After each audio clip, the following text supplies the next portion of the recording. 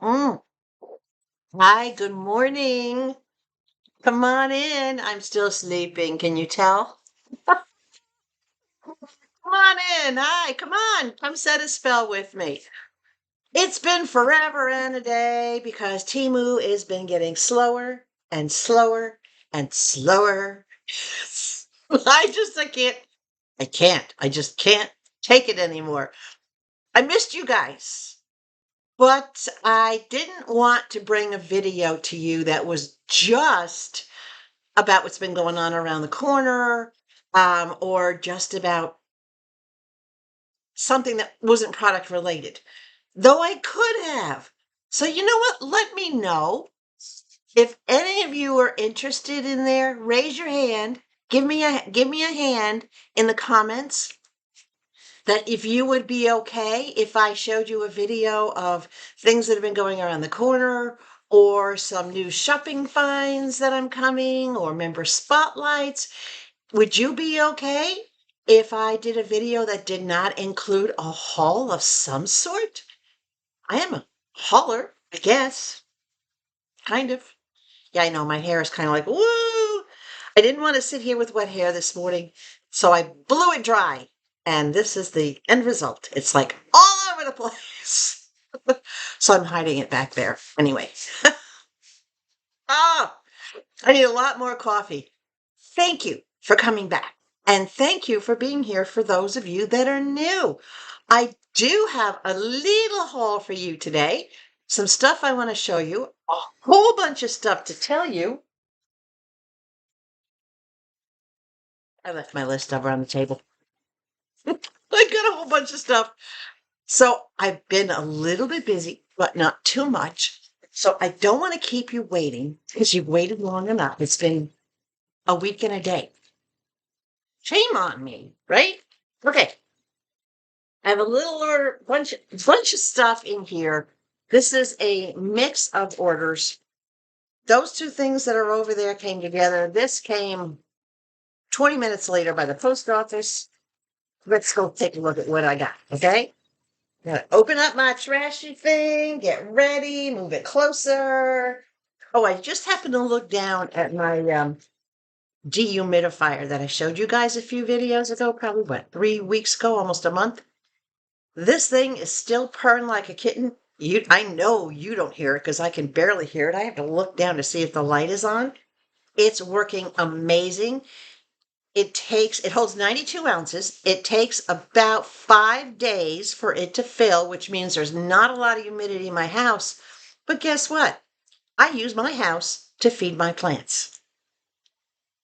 Yeah, all the water that comes out of the air in here through that dehumidifier, when I take the container out of the back of it, I walk to the back of the house, open the back door, lean over the railing, and pour the water into my rain barrel that I got from Temu. So I am using the humidity in my house to water my plants. I know. Genius, right? Hey, anything to save a little bit of money so that I can shop for you guys. Right. First item, $3.67. And I might be shouting. I'm trying to wake myself up. 367. And it is my bucket hat. We're going to look at 5 bucket hats. I love these. Look at this one. This one is so funky. Now, keep in mind, all these bucket hats, including the one that I showed you a couple of weeks ago, 3 weeks ago, they're all reversible. I love the bright colors in this one. This is very, very boho, very hippie, lots of hearts and different designs on it. White on the inside so that I can completely reverse it. I love bucket hats. Hold on a second. I've been wearing my yellow one, my hippie one, that has the Volkswagen bus on it. Whoops. They get a little crease from shipping, but that comes out. And guys, these are washable. You don't even have to. I've already washed the yellow one with the bus on it. You don't even have to put it into a special bag or anything to wash it. I don't like that crease. I couldn't find a spot that doesn't have the crease. Cute. I love these. Yeah. This one is completely white on the inside. And what I like about this too is because it's completely white, I can put an iron on this side if I wanted to have some sort of a design. I just put the iron on it. The white doesn't look bad either. And it gives a little bit of color in the brim. It look like soupy sails. You remember soupy sails? Come on. Red skeleton.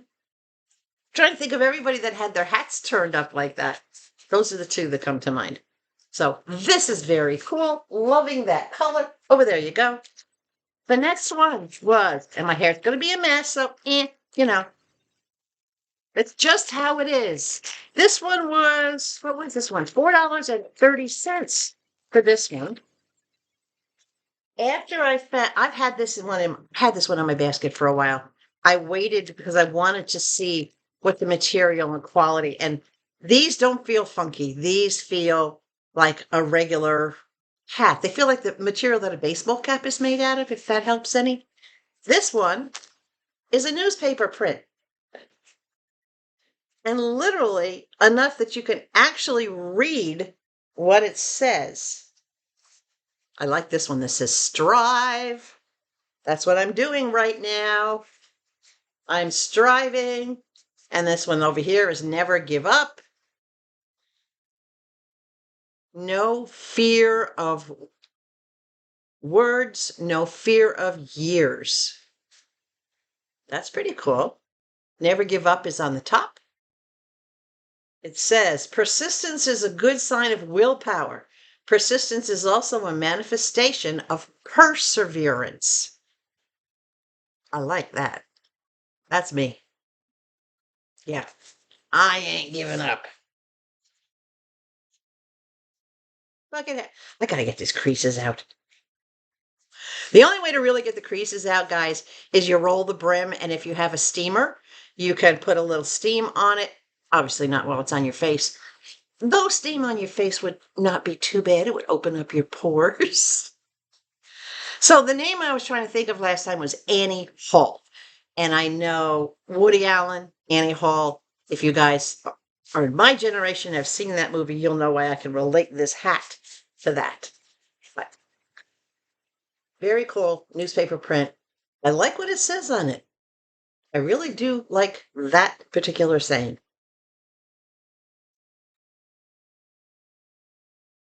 I am persistent, if not anything else, right?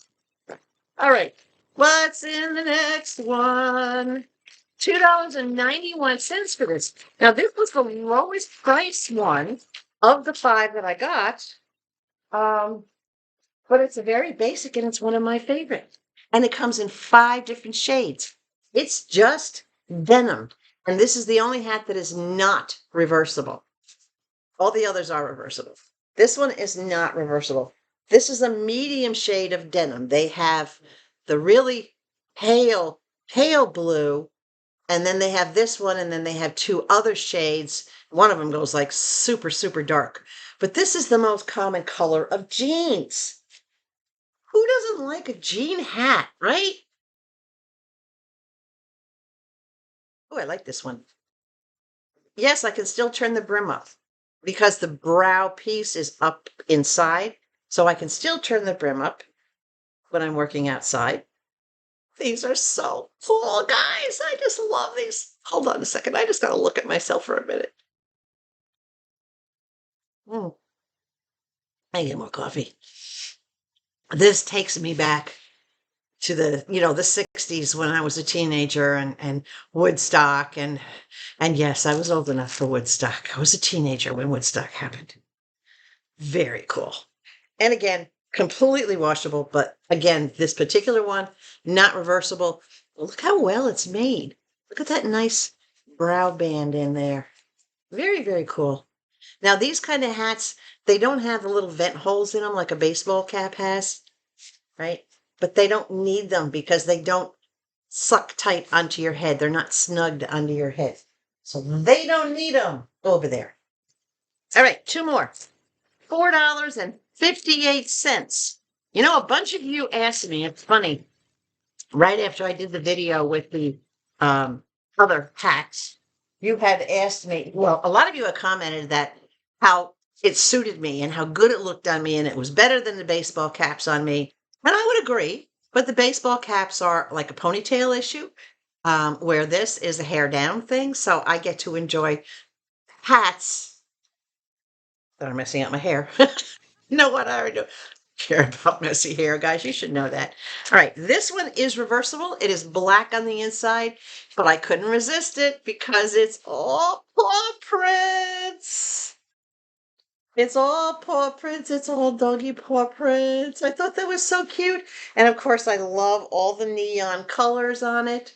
I don't know if it glows in the dark. I don't think it does. It's got a wave of like super bright light on my face. A cloud must have moved.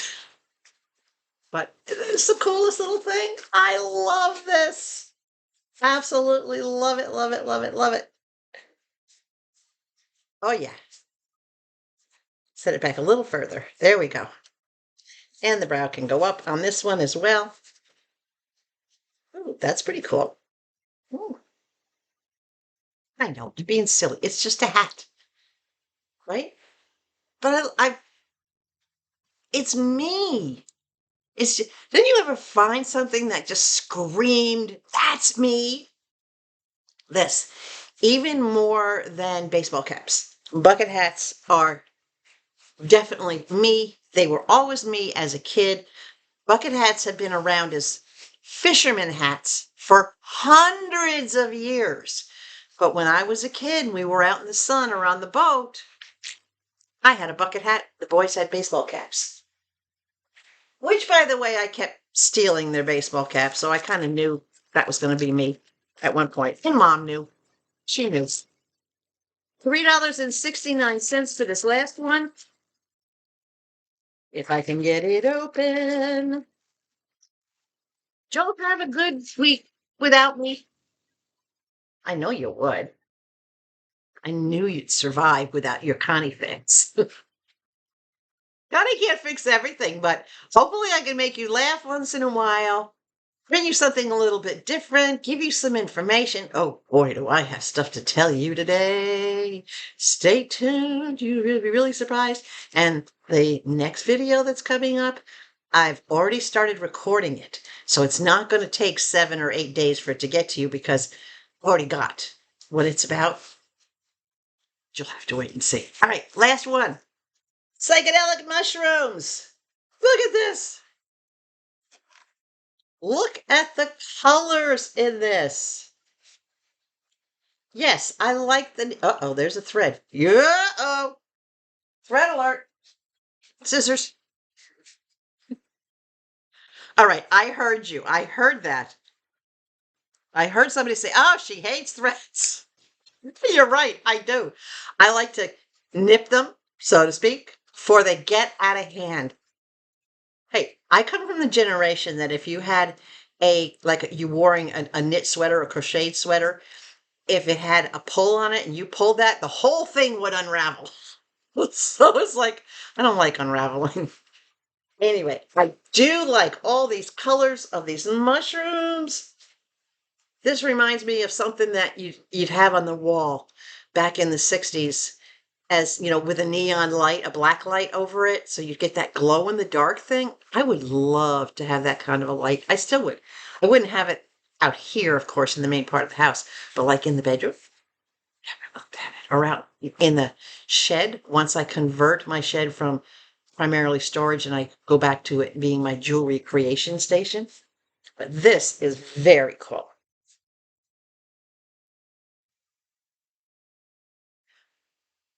Bucket hats can be any color and they still look good on you. Yes, I know. The brighter colors, for me anyway, my opinion, is the brighter colors do look better on me, but there's nothing wrong with having a little shroom on your head.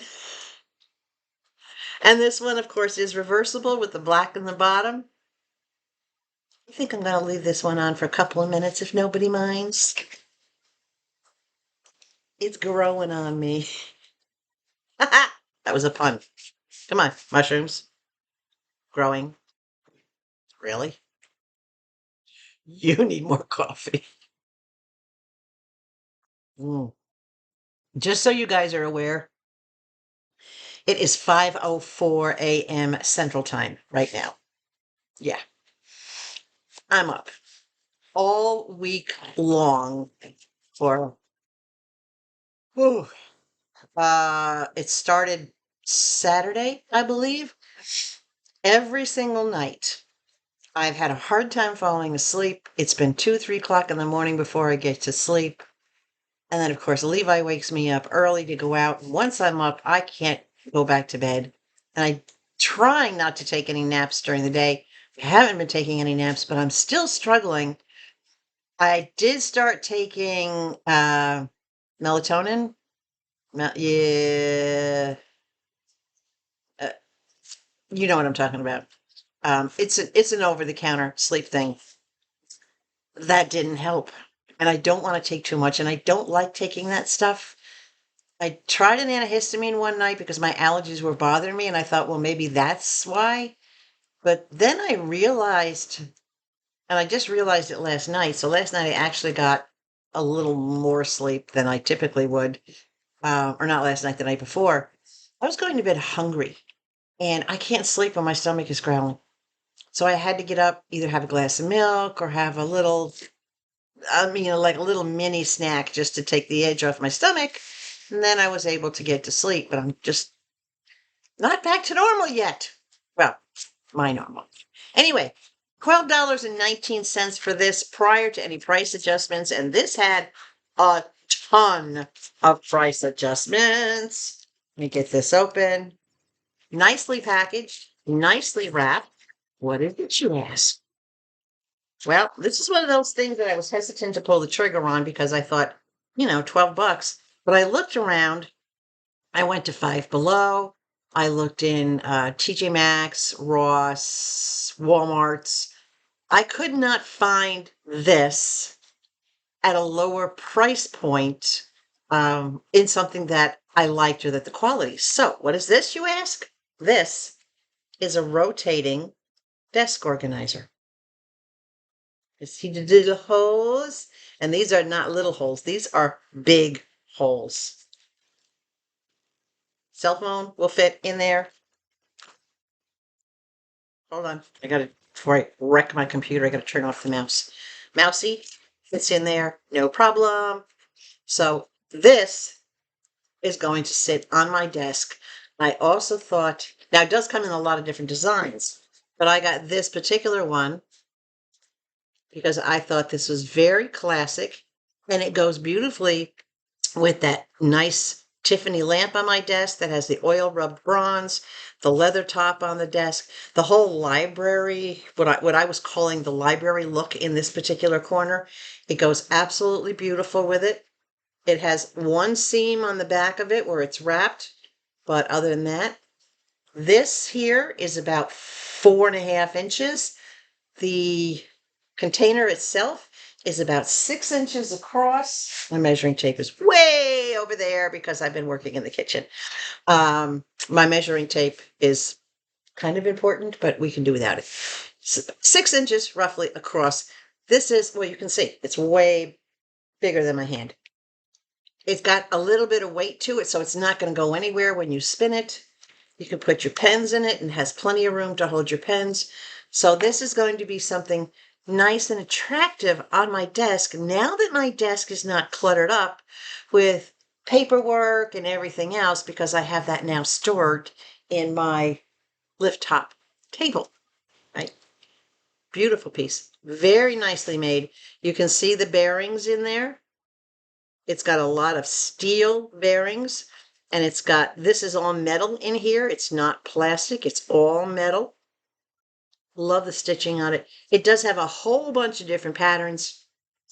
It has some that are very bright and vibrant, like couple of my hats with those colors on it, but that's not what I wanted for the living room. So I thought this would look beautiful on my desk. That's where she's going. She's in her spot as we speak. Okay. I pulled the trigger on a bigger item. Literally, this thing has a trigger. And I will put pictures up for you so that you can actually see what it is. And it is basically a weed whacker / trimmer. I paid after price adjustments. I think it came to like $19 and change. So it was under 20 bucks. It was direct ship. It was not local warehouse. I had to have it. We do have a lawn custodian here, but he has been sporadic at best with tending to our lawns. My driveway edge and roadside along the border was getting overgrown, and I don't like that. He was not edging it or trimming it back. I said, you know what? I have a lot of plants and plantings that I don't want him getting anywhere near because he's already mowed down a couple of things that were here before I started planting. I had to surround everything with gravel or with pea stones to keep him away from it so he would know that it's decorative and not just a giant weed. Because, yes, we do have giant 4, 5, 6 foot weeds of things growing here. So I got this lawn trimmer and I'm going to show you all the parts to it. You can see the handle in the picture, and it is adjustable. You can pull the bottom of it out and get an extra 18 inches in 2-inch increments. So you can make it as long as short as you need it to be. I find that when I have it fully extended, that it doesn't feel as stable in my hand. It does wiggle a little bit. That's okay.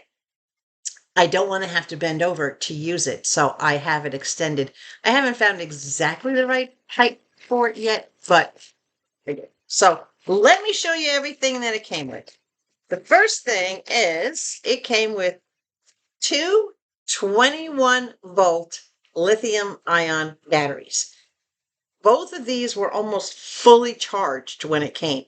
I have been using this one battery for everything I've done. So about an hour and a half's worth of stuff outside. And it still has a full charge to it where I'm not picking up any loss in power. So the batteries, at least this battery's good. I don't know if this battery is the same because you never know, right? But I did get them both charged up when I first got them. This is the little charger that it comes with.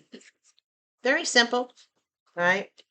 And on these batteries, as with all of them, the plug is right there to charge them. Very simple. And then you just plug it into a wall outlet, regular outlet. There's a little light. Where's the light? There's a little light right there. I don't know if you can see that marking. Okay. But that's actually a light. If it's red, it means your battery is not charged. You can look down at the plug, and when it's green, you know your battery is charged. So I like that about this. It makes it easy. Comes with a pair of safety goggles.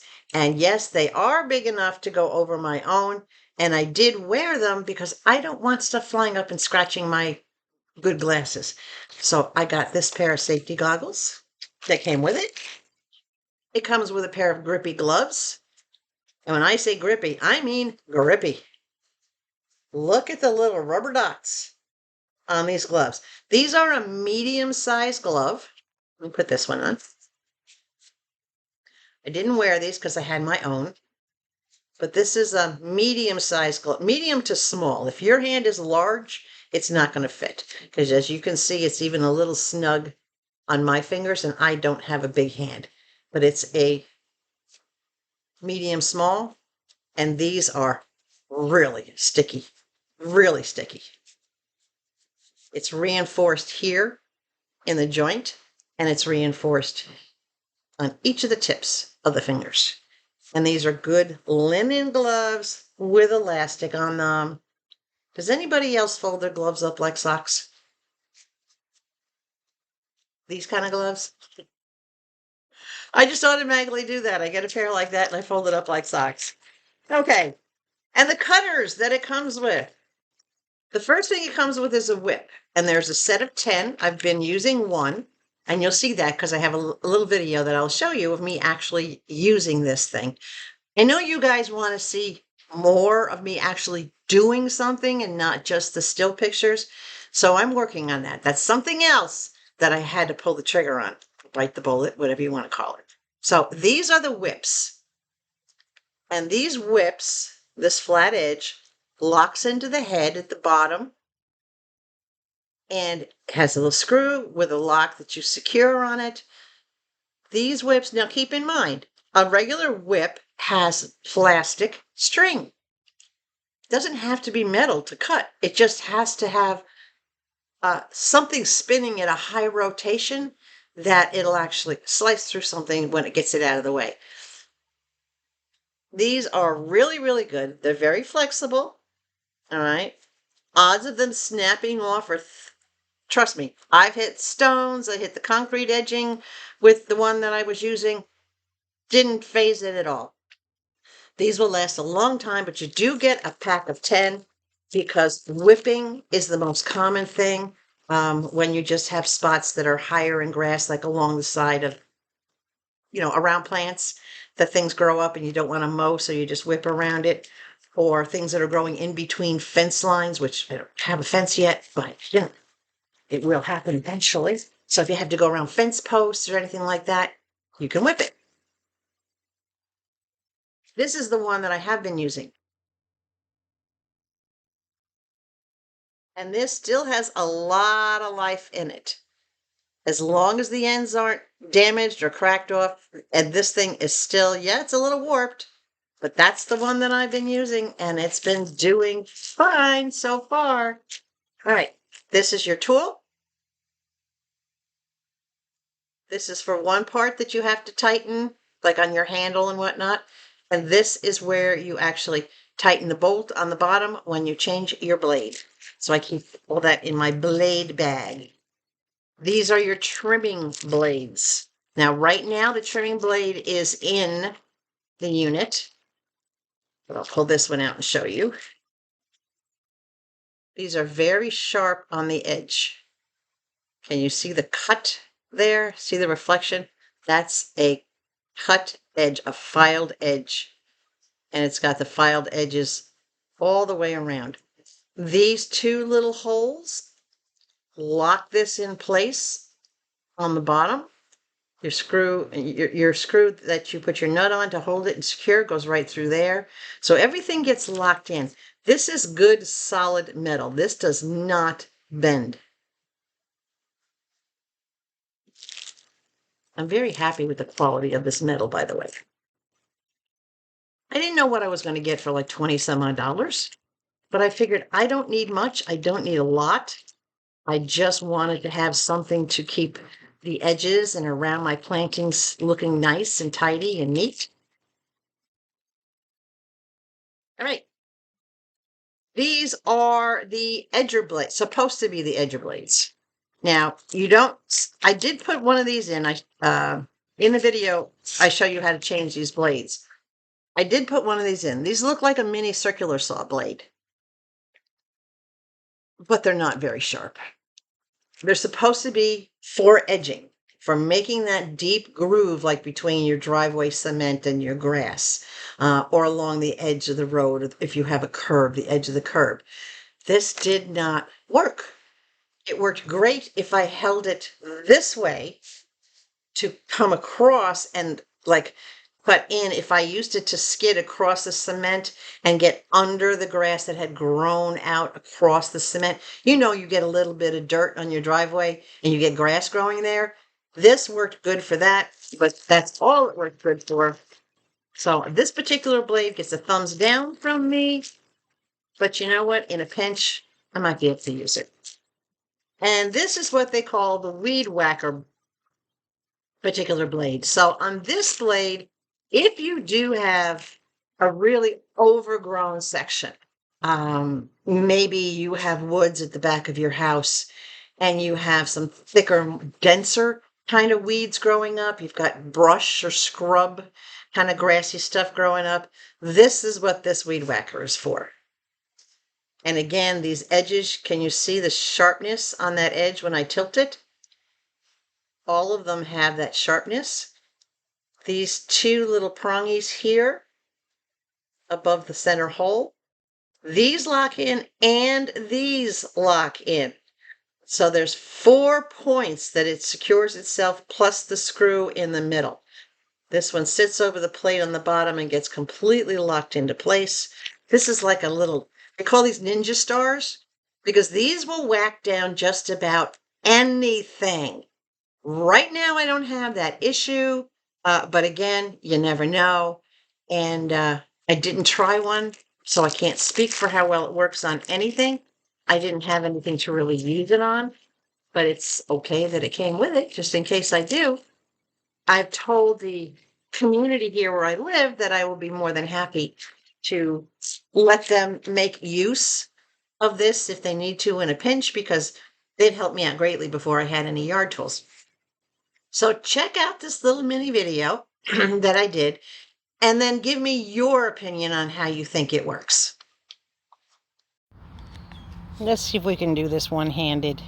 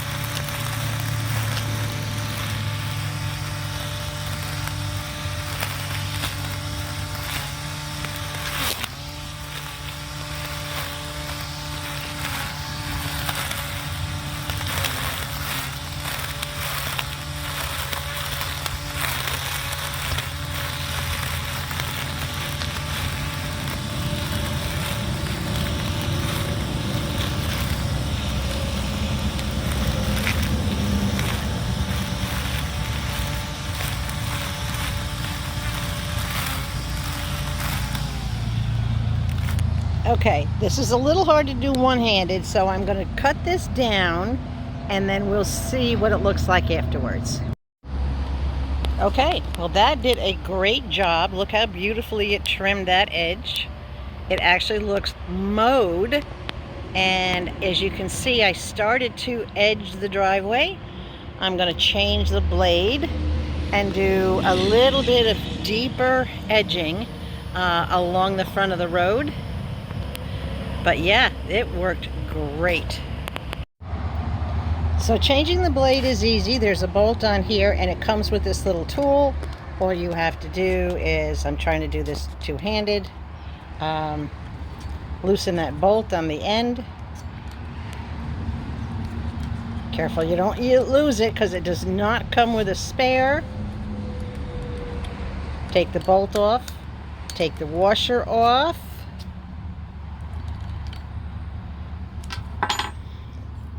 This is pretty well beat up. This is the whip I've been using, but as you can see, it still has a lot of life left in it, so I'm not going to get rid of it.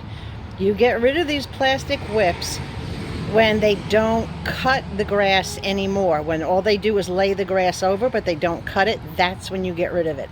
So this is still usable. I'm going to stick it over there. This is the edging blade. I haven't even opened it yet, so let me get this opened. This is a sharp metal blade, just like any other saw blade that you would use. There's 2 blades in this pack. Obviously, I only need one if I can get it out.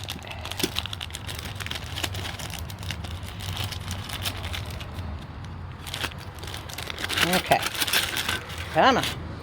All right, doesn't matter which way you put this on. It can be either way. It does not matter. It will only spin one way.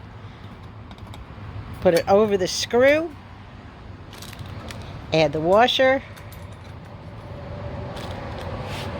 Add the nut. Flat side goes against the washer, obviously. Put it on as tight as you can by hand. And then snug it up with the tool that was provided. And I'm just going to try to lightly hold that blade from spinning while I tighten this up, because you don't want this obviously coming off when you're using it. So you do have to make sure it's on there good and tight. I'm losing my picture here. Hold on. I know I should have put the phone in a stand. You guys know me better than that though, right? Okay, that is snug. It's not going anywhere. We're going to take it out and see if we can get an update on the quality of how it trims. I'm going to try this trimmer blade, and I don't know if you can see. Can you see the grooves in the mat? It actually holds the trimmer blade in between. And as always, a word to the wise, anytime you're using a battery operated device, make sure you remove the battery before you touch the blade or anything sharp. It can't work if the battery isn't there. But even if the battery's there and you're not pushing the go button, it can still short out and turn on. So make sure you pull the battery. So let's see if this gives me the edge I'm looking for. Well, that's more like it. That's the nice separated crisp edge I was looking for, to keep that grass back away from the edge of the driveway. I still have to do down the entire front, but I will do what I can with the shovel first. I gotta say, for a weed whacker that cost right about 20 some odd dollars, maybe $22 after price adjustments, I think it was only like $19. This thing worked better than expected.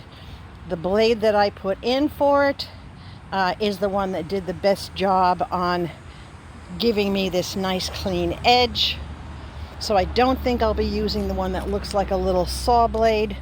This is the blade that I'll probably be using for edging, and then the yellow plastic blade for whipping. And while I'm out here, guys, look at the hostas. Look at those. As you can see, there's only one with the red veins. And that's the only one that will be a red and white hosta. Everything else will be green, but it's growing beautifully. Look at the front of this. Everything's growing beautifully.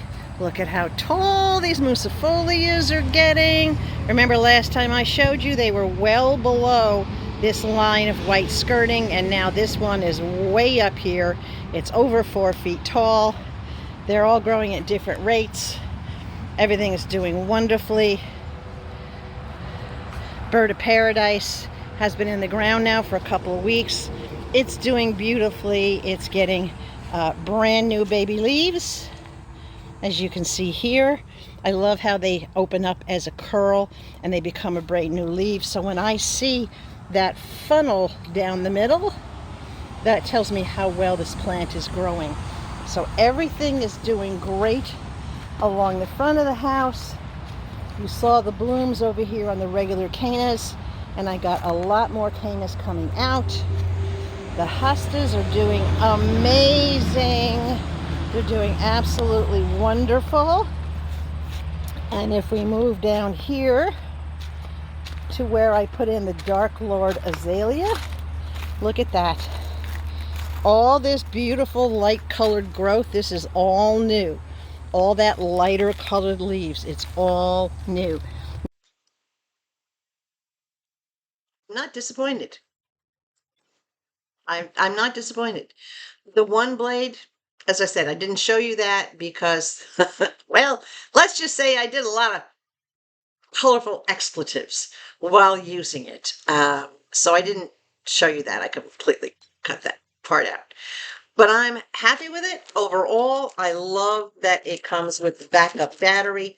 I find that if I buy anything from Temu that has a battery, like my little 6-inch chainsaw, I always make sure I buy the ones that have backup batteries, that have a second battery to it. Because the last thing I want to have to do is stop in the middle of a project to charge a battery. Now, I will say when I did charge these batteries, it only took about 10 minutes for me to go to red to green, but it was somewhat pre-charged. So I don't know how much of a charge that it actually had to begin with. I will let that one battery run completely down until it just goes funky on me, and then I'll find out. But so far, I'm happy with it. All right. So that's my little haul. Annie haul. Get it? Haul, haul, haul. Haul, Hall. Guys, come on. Hmm. All right. See, when it's early and I'm tired, I get silly. So before we get into anything else, let's talk Temu. I was going to do this right up front in the beginning of the video, or initially that was my plan. I'm like, you know what? I'm not going to. So we're going to do it now. Ships from Temu, that little button, it's gone. If you are an iOS user, whether you have an Android, an Apple, whatever you have for your phone, I think you're going to find the next time that you log into your app, that option that says ships from Temu is not there anymore. Yeah. My liaisons that I've been working with, two individuals at Temu, one in the access department and one is my regular liaison from when I was a Temu influencer. Both of them had said that there were so many glitches in making that happen that they had to pull it. It was not fair for certain individuals to have it and the majority of consumers to not have it. Whether you live in the United States or not, that button that says ships from Temu was supposed to be available to everyone, to 100% of their shoppers. And it clearly was not. So there's no more ship from Temu button. Do we know if it's ever going to come back? No. My liaisons have said, don't hold my breath. And they're very honest with me. They literally said, don't hold out for it. Odds are it won't come back because they have not been able to figure out why it's. Some people with Androids did have it, whether you were an OG user from when Temu started like me, but I didn't have it. Okay. And I was on board with Temu like within a couple of weeks of when they came out, right? When they started. But my app didn't have it. My Android didn't have it. My laptop didn't have it. I tried opening a second account with Temu to see if maybe one of my accounts would have it and the other wouldn't. Nope. Didn't have it. Many of you had Apple iPhones and you told me, you shared with me in the comments that you didn't have it and you were an iOS user. So there was no rhyme or reason as to why some of us had it and others didn't. It was just simply a technical glitch. I give Temu credit for trying. Right? They were trying to give us a sort feature because they know a lot of people don't want to shop local warehouse. We still want to shop. Even at one point, if you had gone in, and some of you may have seen this, but I haven't seen it lately. If you would go in and look at an item in green right at the top of the description, it would say import taxes included. And then below it would say free shipping from Temu. But those items had their prices raised by 25 to 30%. So Temu is still trying to figure out what to do, guys. And unfortunately, they are dragging us through the mud with the.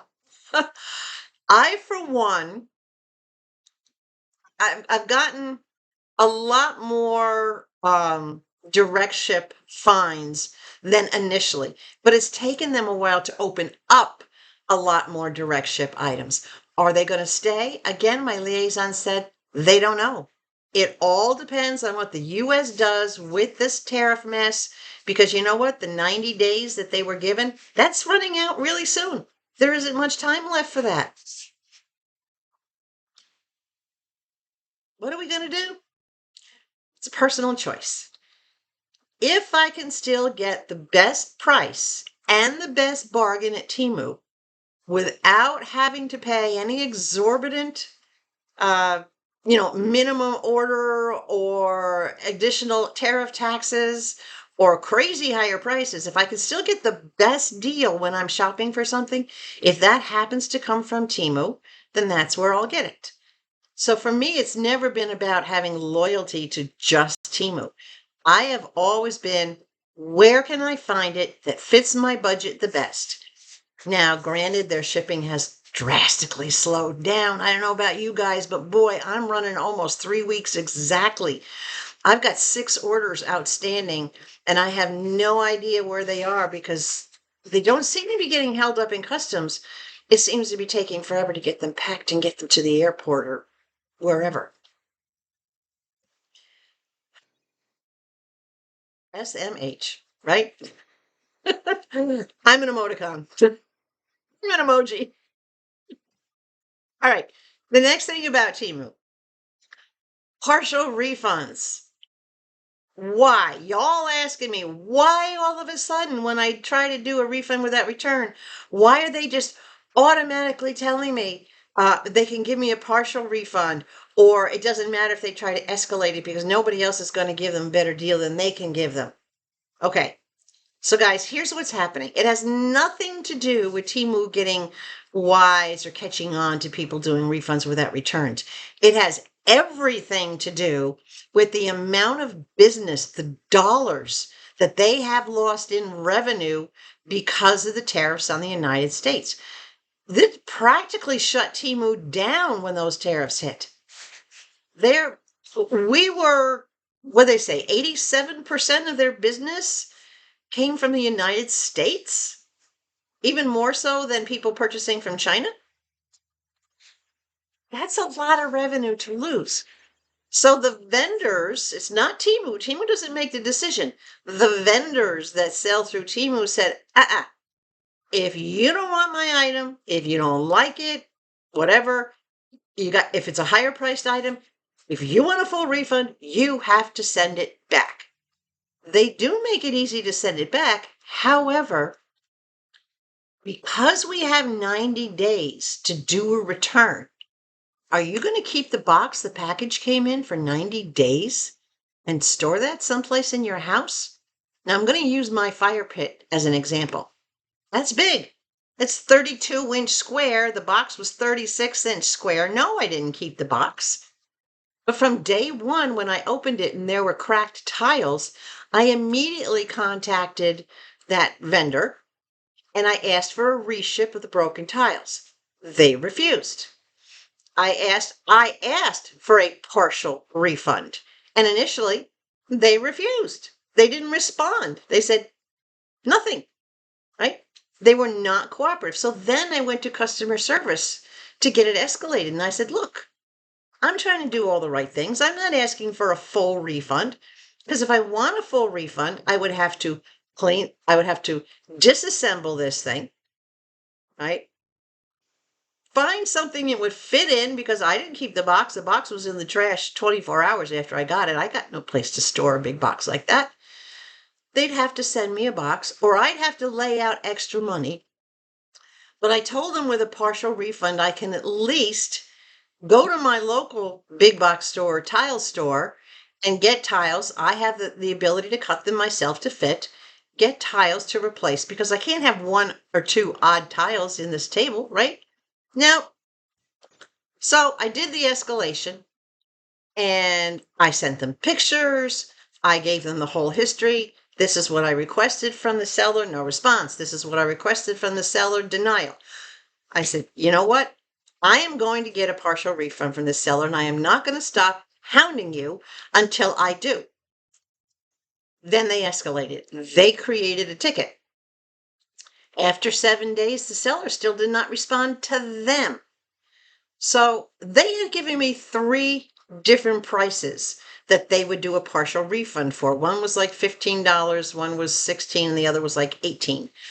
Well, I had already priced what it was going to cost me to replace these tiles, and it was going to be like $26 and I had to cut them myself to fit. So of course I opted for the 18. No, they denied that. They said, look, you either pack it up or we'll give you a partial refund as best we can. So they gave me the middle of the road partial refund. They gave me the 16 and change partial refund. But what was I going to do? Sometimes our hands are tied. I do have a shed, and I probably could have saved the box, but I never anticipated that I would get such pushback from a vendor. That vendor did not want to break up a set of tiles just to send me a couple of replacements, and they didn't want to send me a whole new set of tiles because that would have been more than what I needed, and it would have not been cost effective for them. We have to look at things as what's cost effective for these vendors to stay afloat. If they want to continue to sell, they can't be handing out refunds willy-nilly and not getting their items back. Even if an item is defective, right? If it's defunct and it doesn't work recently, they want them back. So here's my tip. Save your packaging. If you have a basement, a cellar, an attic, a shed, right? Any place, a storage cabinet of some sort, any place you can find, save the packaging that your bigger items came in. You have 90 days to do the return. If in that 90 days your item is fine, or if you're okay not waiting the 90 days, you've been using it and everything's coming out all right, then get rid of your package. But this happened to me in the very day I opened it to assemble it. It hadn't even been 10 days. And this was damaged in shipping. So the first thing is save your packaging in. The second is do not expect to get a refund without return on a larger or more pricier item, or even from some vendors. Just don't expect it anymore, period. There's been too many losses in revenue for them to not get their products back and either have an opportunity to fix them or replace them, or if they're fine, an opportunity to resell them and get their money back. I've had a couple of smaller items that I did request a refund on because either they were nowhere near what was described or pieces were missing or damaged. I found that all those items happened to be under $10, and I did get a full refund without return on all those items.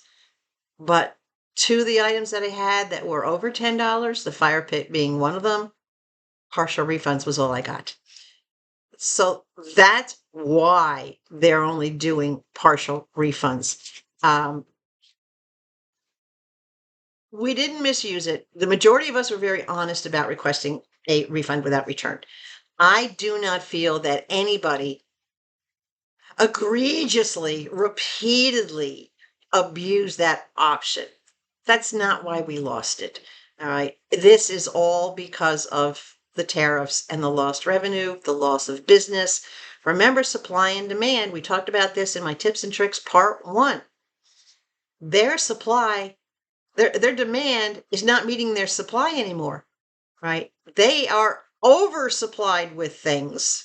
Some of them are not dropping their prices. A lot of them are starting to drop the prices just so they can actually sell stuff.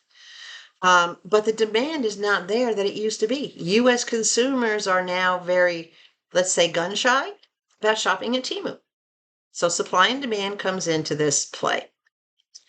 The third thing about Temu, guys, is the customer service wait times. We all know about the delivery wait times. Don't know why. Okay. Customer service wait times. Let me let you in on a little secret. When you go through the bot and you ask for live person and you get a real person that types to you, guess what? You are not exclusively in their sites. They are required to service 3 people at the same time. They're multitasking. They have 3 screens. Now, I know this because my liaison came from the CSR department, went into the influencer department. She has filled me in on all this. God bless her. I'm so glad that we hit it off and can communicate. They all have 3 screens in front of them. And on each screen is a different customer chat. They are required, they actually have timers. They are required to immediately greet one when one pops in. They give you that standard thing, give me 2 minutes to check on your previous notes. Then they go back to the next one and they work in a rotation. So all three of us that might be in this person's chat are all waiting our turn as they do each thing. They read the notes, they read what we did, they give us that canned answers, which is why we get so many canned answers, because they just hit a button or hit a code and it automatically sends out an answer. They go to the next person, they work their way around, and then they go back. If it's slow, like with me, when I try to reach out to CSR now, I do it when it's close to midnight Central Standard Time. I try to figure out, because believe it or not, a lot of these reps are located in the United States. They're not all in China or the Philippines. A lot of them are in the US, especially up in the Boston area, which is where the main hub of Temu is for the United States.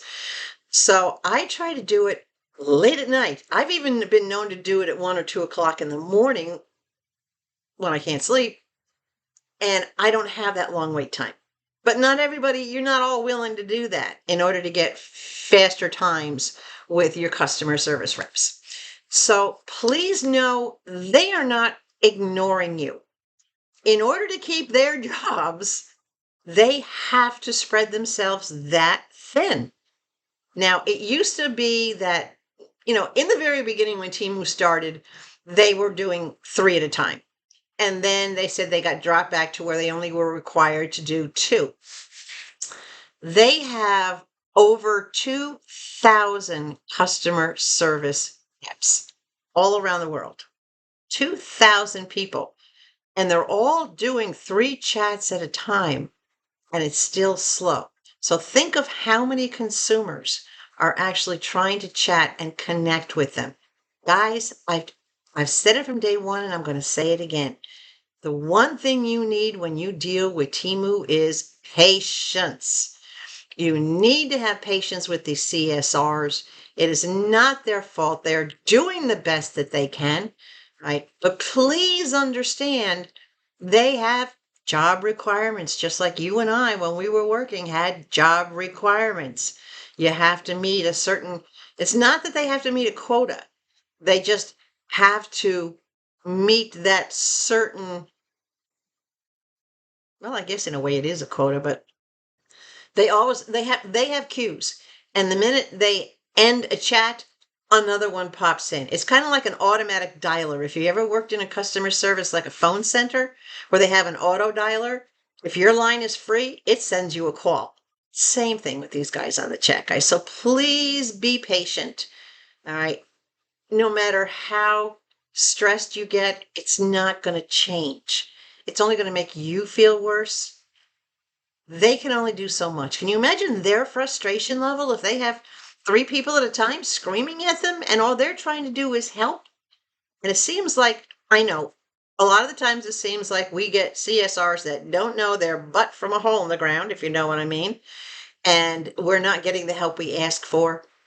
But stay patient. If you feel that you're not getting the help, and I'm not talking about the time frame, how quickly they're chatting with you. I'm talking about their responses and what they're doing to resolve your issue. If you feel that you're not getting what you need, then simply ask them to open a ticket and escalate this to the next level. I always let them know, say, hey, you know what? I know you have limited authority. I know that you're very busy and you have multiple chats that you're doing. Let's make it easy for both of us. Please just open a ticket and escalate this to the next level. A lot of times they'll just transfer you to a different agent who's not as busy. Tip number 2, their escalation team is only required to work with 2 consumers at a time. So if they do transfer you to another rep, which I've asked for repeatedly, can I please speak with the next rep higher up? Can I have a chat with the next rep higher up? Right? Those in the next level up only are required to handle 2 at a time. So you get a little quicker responses. You get a little more details that you can share. You get a little better CSR. Guys, we got to cut them some slack, okay? I know they spoiled us in the beginning, but be kind. Be patient. None of this is the fault of the CSRs. They don't make decisions. They have no authority. They don't make any of these decisions. So let's be kind, okay? All right. Enough of the Temu, right? Enough. If you have any more questions, concerns about any of these three areas that we talked about the ships from Temu being gone, the partial refunds, and what's going on with that scenario, and or your CSR chat issues, by all means, drop me a comment, send me an email, konneeslittlecorner@gmail.com. Y'all know, especially those of you that do email me with your questions on a regular basis, you all know that I will respond. I'll give you as much of an explanation and as much detail as I possibly can. To try to help you work through something and resolve something. And I think information being shared is the best thing we can do. And I love it when you guys put stuff down in the comments that you want to share, or perhaps you don't know whether I know it or not. And you know what? I don't take offense to that. I love that, because it might have been something that I do know and I just forgot to mention to you guys. So please, by all means, share. Be kind, follow the guidelines for YouTube.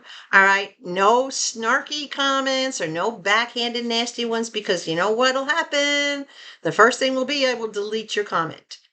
That's step number one. Step number two, I delete you. Bye. Come on. I'm a no nonsense person. You got to know that I'm about as real as you can get and about as no nonsense. So let's get on to what's been going on around the corner. And then I have a little bit of information from you. Well, actually, yes, from one of you that got me curious, like, all right, things that make you go, thank you for that. I'm not going to name you because I don't have your permission, but if anybody wants to go back and look through all the comments in the last video, you'll know what I'm talking about. All right. So here's what I've been doing just around the corner. And of course, I'm going to put up a lot of pictures for you so that you can see it. And this is in no particular order. You all saw the shelf that I put over the kitchen window, right? Nice butcher block shelf. Well, and you saw that when I had gotten the curtain rod for the living room curtains, that I had actually ordered something oversized so that I would have extra rod. Well, that extra rod, I finally got that put up underneath the shelf on the kitchen window frame, but it's not going to hold a curtain. There is something that's going to hang off of it, but it's not going to be a curtain. So you'll have to see that down the road. I did order some stuff from Temu, and when it comes in and I put it all together, then you'll get to see what it's going to be. So if you're curious, just put a comment down as to what you think is actually going to go on that rod. And it might not be exactly what you think it's going to be. My new lift top coffee table. Absolutely love this thing. The more I have it, the more I love it.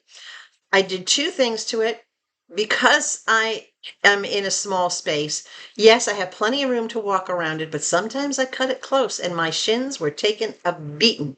So only on the two corners where I would walk past it, I put those little brown bumpers on it that you had seen me get from Temu. They don't look the best on it, but you know what? They do the job for now.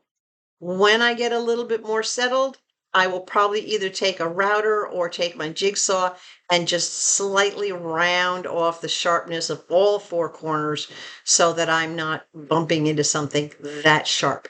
But I did put the corner bumpers on the table, and because I was concerned, it has very hard sliders on the bottom of it when it slides across the floor. Eventually, it's going to wear spots in the floor, so I put little felt pads on the bottom of this. Yes, it makes it slide easier, but I need it to slide. I don't want it to stay stationary. I need to either push it back, to give me a different distance from the sofa when I'm sitting there, and I pull the top up, I need to have it further back from me to do that, or I need to shift it this way or that way. So I need it to slide, but I don't want it to damage the floor. And when I close it down, I've just gotten so used to tucking my toes around the two bottom bars and putting it down. I'm not worried about it anymore. I'm just glad that the pneumatics on it are still perfect. So I'm really happy with that. When I was going through my to-do bin, remember I told you months ago that I had this big green bin that used to sit in the living room. It was all my to-do stuff in it. Well, I worked on that to-do bin for the past few days. That rod that I put up, that was one of those things. The bumpers and the felt pads, that was another thing that was in the to-do box. But in the bottom of the to-do box, I found my grandmother's antique meat grinder. And this thing still works. But I use it as decor. I absolutely love it. As you can see, I have it up on the shelf next to great grandma's bean pots. So those are like my favorite things in the world. If there's ever a fire in this house, I'll grab Levi and I'll grab those three things, and I don't care about anything else. But I absolutely love this old-fashioned meat grinder. And this one is back from the 1950s. I remember sitting in my grandmother's kitchen when I was very, very young, like late 50s, early 60s. I think I was maybe 5 or 6 years old. And actually watching her take the meat. I remember, because we continued to do this for years, even as I was growing up. We would get a chuck steak and we would trim all the big pieces of fat off of it and then cut it in strips and push it through this meat grinder. And out would come hamburger, ground chuck. And I was like, I did that for years and it still works. I could still do that if I wanted to.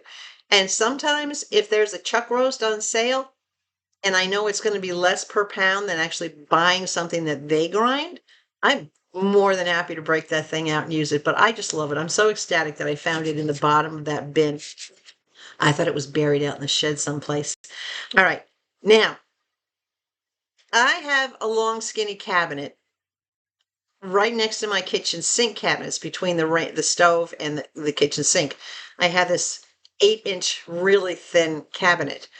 Too narrow to put a trash bin in, which is why I got the separate bin. But it also only had this little rinky-dink shelf in it that was like no bigger than one of these notebooks. It just barely slid in. It didn't go all the way to the back. And I said, dang it, I'm going to make myself a shelf. I had a big, heavy wood cutting board that I had been carrying around with me. I haven't used it in ages. And it was one of those cutting boards that had a drip edge in it. So like if you had a juicy roast or juicy chicken or something, it would collect the juice. It wouldn't go all over the counter. But I hadn't used it in forever because I don't make big meals like that anymore. So I measured out the internal space and I made myself a shelf. Love it. Love it. Nice, thick, and sturdy.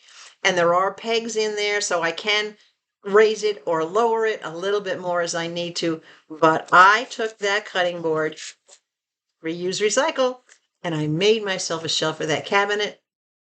That obviously resulted in this bakeware on the top, a lot of my silicone bakeware on the top, my electric griddle and my baking sheets, pizza pan, cooling racks, all that larger stuff on the bottom. Now that I have figured out the majority of what I want to put down the bottom, I will lower that shelf a little bit. I'll just take the pegs out, drop it down a little, but that shelf goes all the way across, all the way back, and I can't be any happier than I am on how it turned out, and that I now have a useful space in that cabinet, which of course cleared up a whole bunch of space in my pantry. So now I can get the pantry more organized. That's coming, right? That's coming. I started putting on those nice leather drawer pulls. I did the top one. And then I thought, ooh, this really does look good. And then I started working my way down. And so I got 3 of them on. The one on that side cabinet I didn't get to yet because that cabinet's a little different and I have to countersink, but I can't find my countersink tool. And I don't want to try to use a regular drill bit because I might go too deep and then the screws would be loose and it wouldn't hold the handle tight. But that's the last one I have to do. That's the 4th one left, but I love how they look. I absolutely love how they came out. And I may actually take the knobs off under the kitchen sink and get more of those leather straps and put them there. They're very low profile. I put my fingers in there to make sure could fit 2 fingers in to pull the drawer out. And that's how I spaced them. Guys, they came out great. Can't believe I was getting this stuff done, right? Then I put this on. This is my hinged countertop. I had gotten the heavy-duty 12-inch hinges from Temu, and I had gotten this piece of butcher block that I specifically ordered. It was in my package, in my design, when I designed the layout of the house, that they had cut the specific length for me. So in other words, when I swing it up, how far does it come out? And it comes out 18 inches. So as you can see, it doesn't take up any more space. I put tung oil on it. It's absolutely beautiful. It lifts up and down, nicely locks into place, gives me extended counter space on the top of next to the range if I need it. But you can tell in the pictures, the first thing I had to do is I had to take off a little piece of molding, which I do have to cut and put back on. This is a little molding strip that goes up under the edge of the counter. But because of the placement of the hinges, it's now too long. So I've marked it. I have to get my little saw out later today, cut it down, and just use a little adhesive, and it'll go right back in here. And finish it up. But all this came out of my to-do box. So in doing this, the hardest part actually was I put the hinges up first and attached them to the end cap. But when I swung the hinges up to screw up under into the actual wood shelf, in order to keep it in place where I needed it and not have it slide around, I had to support it with my head. So I was sitting on the floor on that round purple styrofoam cushion I had gotten, which, by the way, came in perfectly for working on that. And I supported it with my head to keep it in place while I screwed from underneath. And it's in there secure. It's got 6 screws going on each side going into the cabinet and 4 screws going up into the shelf. So it's very secure. These are heavy duty. It's working out beautiful. As you can see in the pictures, when it went in, it was untreated. And then I put the tung oil on it like I did the rest of the butcher block. It came out beautiful, and I'm just so happy with that. I am just thrilled. Because it's getting to that point now soon. I'll be starting to make bigger things. And I needed that in order to start making my pizza dough and show you my recipe for my pizza dough. By the way, question. How many of you out there actually tried that flatbread recipe? Raise your hand. Oh, really? Few of you did. Okay, cool. And what did you think? Did you like it? Right? It's yummy. It does not taste like cottage cheese. All you taste is the spices that you put in it. So easy to make. I got my grocery list done, and I got more eggs, and I'm going to make more of them.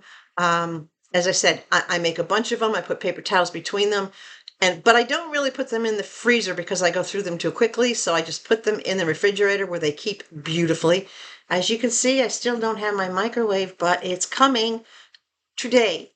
By the time this video comes out, I get done editing and whatnot, the new microwave will be in, and I'll be doing some more cooking. All right, so that's coming. I got the final steps of my side, I guess you call it a garden, the side of my house to be planted between the shed. I had to, after the rainstorm, when I saw how the rain was coming off the roof and hitting, it was hitting too much mulch, and it was sending mulch everywhere. So I had to pull the mulch back and add more pea stones. And so I have a wider border of the pea stones, and then I have full 2-inch layer of the dark brown mulch. I finished putting all that mulch in there, and then I have the walkway down the side. Now, right now it looks a little funky, but once the flowers start sprouting where all the little sticks are, you won't see all that much. You'll start seeing those flowers come up. All right. So I can't wait for that to happen. It'll be a while because those particular bulbs can take anywhere from 4 to 6 weeks to sprout. They're very slow sprouting, but they're strong plants. So once they do come up, then it should be great. So I got all that done out there. And of course, I walked around with my weed killer and I sprayed the walkway down. And I sprayed very cautiously as to not get into where the plantings are or where my veggie gardens are. I had to get a new hose. Guys, here's a heads up. I had gotten 2 of those flex hoses, and I'll put a picture up here, from Temu. I had gotten one, and then it sprung an enormous amount of leaks. It was more like a soaker hose than anything else, but I don't need a soaker hose here. So I didn't keep it for that purpose or turn it into a soaker hose. So I got a refund on it, and I replaced it from a different vendor, a little bit different hose. And this one lasted about 3 weeks, and then it started leaking profusely from the end where your nice little brass screw top is, where it connects to your house. It started pouring out of there. It started leaking in the middle in several different spots. At one point, I thought it was a soaker hose. And then, of course, I didn't buy one. It just, forget it. And it's not hot and dry here like Arizona or New Mexico or something where it would get damaged. It didn't get caught on anything. Ended up trashing it, got a refund on that one, and I went to my local box store and I got a heavy duty 100-foot regular vinyl hose. No kink hose, one of those hoses that does not kink. This sucker is heavy, but you know what? It was worth it. It was under $30. So it was still worth it. It was a great deal. But I will not be buying any more garden hoses from Temu. I don't know what your experience have been, but what do they say? First time, shame on me. Second time, shame on you. So, or reverse that. First time, shame on you. Second time, shame on me. And so, yeah, I am done. I am not going to be buying any more garden hoses from Temu. So I'm done with those. All right. What else did I do outside? My lilies of the valleys that I ordered. I got a refund for because they are not in any way, shape, or form. And I planted over 50 seeds. None of them are lily of the valley. Lily of the valley has very predominant leaves, like little swords, 2 little swords that come up, and then the center sprout that the little white bells come off of. That's the leaves of a lily of the valley. This is a cherry tomato plant. I didn't order cherry tomato plants. I didn't order cherry tomato seeds. I thought, well, maybe it's a bonus. Maybe cherry tomato plant could. No. Every single seed that is sprouting, and now they're coming up like crazy. Every single seed that sprouted is a cherry tomato plant. Not one of them is lily of the valley. So, can I recommend getting seeds from Temu? No. So far, what you've seen, every seed that I've ordered, and it's been 3 or 4 different types now, none of them are what they were advertised to be, especially my red and white hostas. I'm really disappointed that out of all those 200 seeds, only one of them is a red hosta. The rest are regular green hostas. They're not even blue or purple or any of the different variegated. They're just regular plain old hostas. I'll make do with them. I'll find places to move them to. But I do not recommend getting any seeds, all right, from Temu. Stick to your local garden center, stick to what you know, stick to the companies that do seeds for a living. And that's where I'll be getting all my seeds. All right. Now, let's talk about what's coming up for you guys. You know me, I'm always on the lookout for great bargains, great deals, where to shop. And I have found, I don't want to say a substitute for Temu, but a really good alternative for Temu. I have an order coming. I believe it has 8 or 9 items in it. And I will tell you all about that when the order comes, but I am excited to share that with you.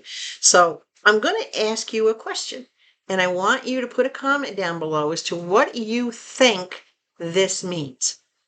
When is when is an Amazon order not an Amazon order? When is an Amazon purchase not an Amazon purchase? Let me know what you think about that, because you're going to find out hopefully in the next video, because I am tracking what I'm waiting for, and it's not coming from far. It's only coming from Tennessee. If I wanted to take a 3-hour drive, I could go pick this stuff up myself, but I'm not doing that. But I should have that order in a couple of days. So I'm curious as to what you think the answer to that is.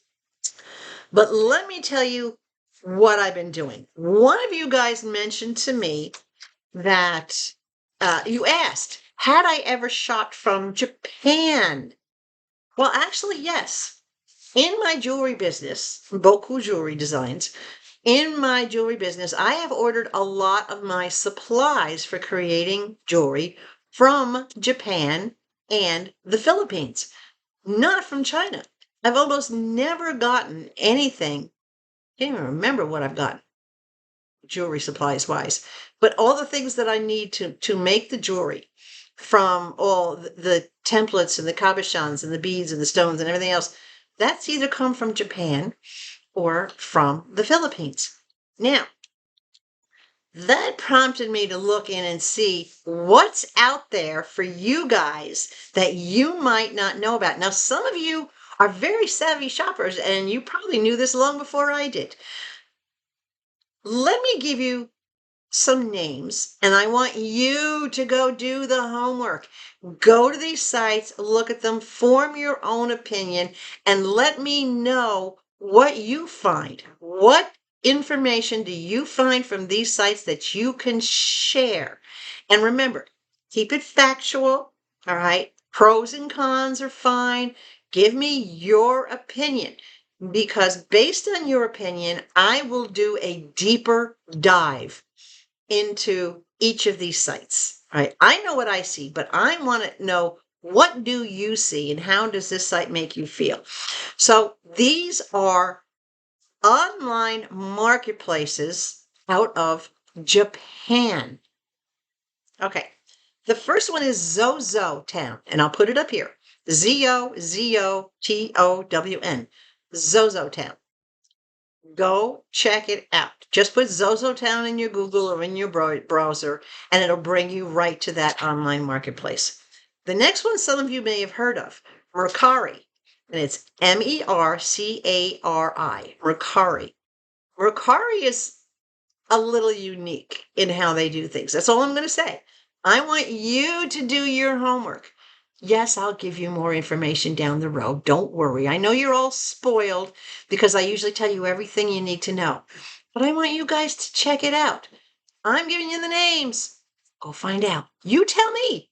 All right? And the third one, believe it or not, is Rakuten Ichiban. And it's Ichibi, like Ichiban, but without the N on the end of it. Ichiban. So Rakuten Ichiban, however you pronounce it. Rakuten is a shopping place that came out quite a few years ago now. You see the advertisements all over the television about, getting free money and getting refunds and discounts and all this kind of stuff. A lot of people don't realize it's actually an online marketplace. It's a place you can shop. and you don't have to jump through a lot of hoops. Very easy. I will say with these three places, very easy search protocol, very reasonable in their shipping and their timelines. They don't take any less or any longer than Temu. They're about the same as Temu and Shein and AliExpress. As far as getting items to you, it takes just about the same amount of time. So keeping that in mind, keep an open mind and go check out these places and let me know what you think. Now, another place that I found, and I found this because just like a lot of you, I'm a big fan of Melissa. She has a YouTube site called The Cheap Chick, and she does all these different hauls and storage units and Temu and you name it. She shops for finds, but she's a reseller. So she gets a lot of things that she can resell. And she does some of her reselling on, I think one of the places is called Poshmark, which a lot of people are familiar with. And then the other one is called Whatnot. So she sent me an email with a link to Whatnot, and I went and I checked it out. And I watched one of her shows because I'd never seen how these auctions go, but they're like 10-second auctions. The item goes out in front of you. You get to see it in the packaging. You might get a little bit of an explanation. The bids start low.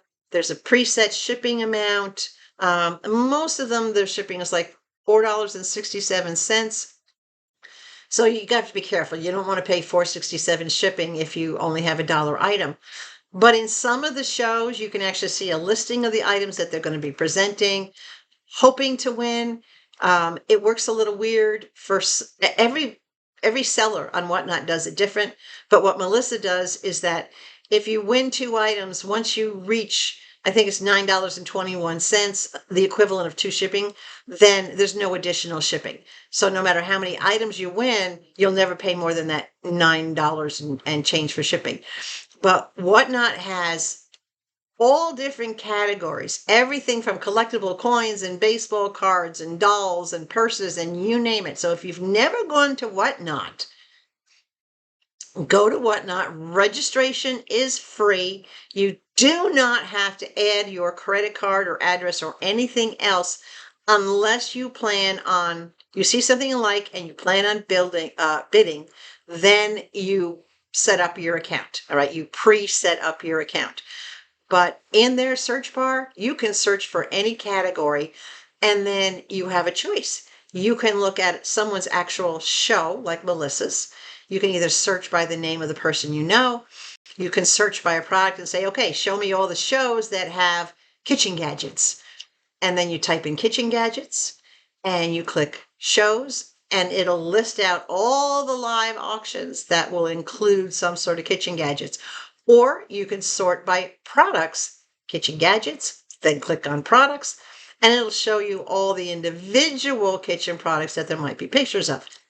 And so you have two options, but it's all a live auction. The auctions are all scheduled. And by the way, guys, the dates are backwards. So it might say 12/7. That does not mean December 7th. That means the 12th of July. That's just the way their format is set up.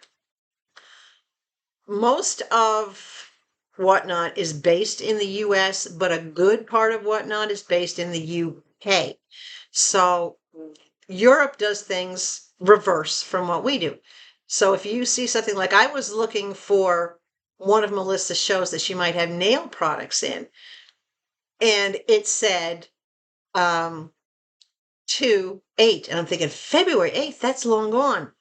And then I started looking at some others that were live yesterday, and then I realized it was backwards. So her show is August 2nd. Okay? So check out Whatnot. Check out those Japan online marketplaces. In my next video, I will be having a subscriber spotlight. One of you guys, I am going to highlight your business. I'm going to be showing some products that I got from the business that I purchased from one of my viewers' businesses. And she's a subscriber and she's become a friend, but she's got a business and I'm going to put it out there for you. So we're going to do the subscriber spotlight in the next video. We're going to do a new shopping, when is Amazon not Amazon, in my video as soon as that comes. And I still have 5 or 6 orders coming in from Temu. I don't know when they're going to get here, but you're going to see them. I'm doing well. Mama's doing good, in case you were wondering. Mr. Levi, he's had a few off days lately, but overall, he's still doing good. He's still the boy. Um, we can't complain, other than a little bit of lack of sleep. But I'll get more coffee into me, and I'll get this uploaded for you guys.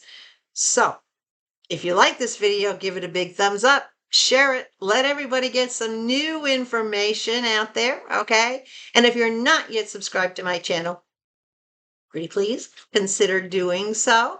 I'd love to have you on board. And subscription is free. It simply means you're going to follow my videos and that you want to see what's coming next. It doesn't cost anything. Nothing. No obligation. You really don't even have to watch. Did you know that? But it'll let you know when I put a video up when you subscribe, in case you do want to watch. I'm free. No, my videos are free. I'm priceless. Oh, come on, guys. It's early. Stay hydrated, please. Above all else, please stay sweet. And I will see you much quicker than this video was. Bye.